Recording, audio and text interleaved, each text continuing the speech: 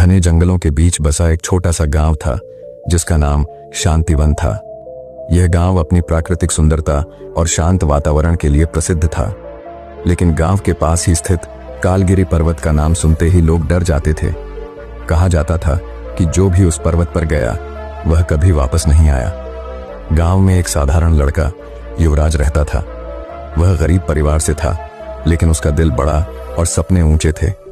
उसकी आंखों में हमेशा कुछ बड़ा करने की चमक होती थी, लेकिन एक समस्या थी, उसे खुद पर विश्वास नहीं था।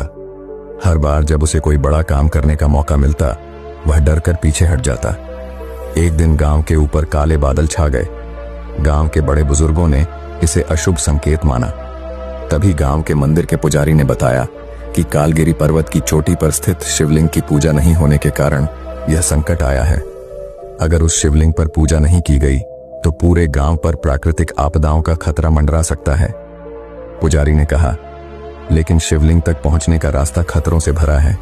वहां केवल वही जा सकता है जिसे अपने ऊपर पूरा भरोसा हो। गांव के कई नौजवानों ने कोशिश करने की बात कही, लेकिन डर के कारण कोई आगे नहीं बढ़ा। युवराज चुपचाप यह सब देख रहा था। उसके मन में कुछ हलचल हो रही थी। अगली सुबह युवराज ने फैसला किया कि वह इस काम को करेगा। उसने अपने माता पिता से आशीर्वाद लिया और अपनी यात्रा शुरू की।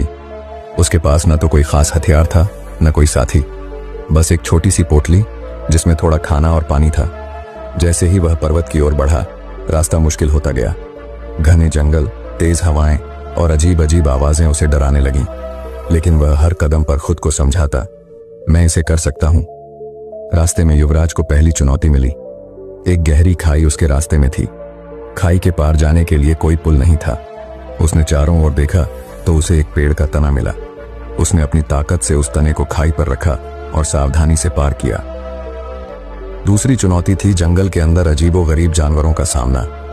ये जानवर भयानक लगते थे, लेकिन असल में उन्हें डराने के अलावा वे कुछ नहीं कर सकते थे। युवराज ने अपनी सांसों को शांत रखा और धीरे धीरे आगे बढ़ता रहा। तीसरी चुनौती सबसे कठिन थी। पहाड़ पर एक गुफा थी जिसमें एक बड़ा सांप बैठा था। वह गुफा ही शिवलिंग तक पहुंचने का अंतिम रास्ता था। युवराज पहले तो कांप गया, लेकिन उसने मन में सोचा, डर के बिना साहस की कोई कीमत नहीं। उसने साहस जुटाया और सांप के सामने खड़ा हो गया। सांप ने उसे देखकर कहा, तुम क्यों आए हो युवक? अगर तुमने मेरे सवालों का सही जवाब दिया तो मैं तुम्हें आगे जाने दूंगा। युवराज ने कहा, ठीक है। सांप ने पहला सवाल किया, सबसे बड़ा डर क्या है?